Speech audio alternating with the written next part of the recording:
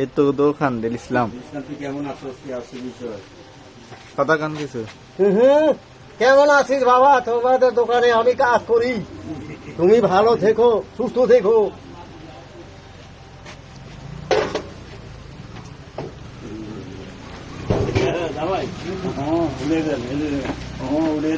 হ্যাঁ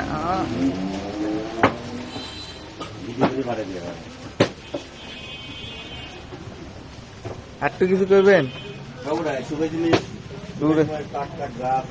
উড়েছি একটা সব উড়ে দিচ্ছি না, ঘরে তো ঢুকুন লাগবে না।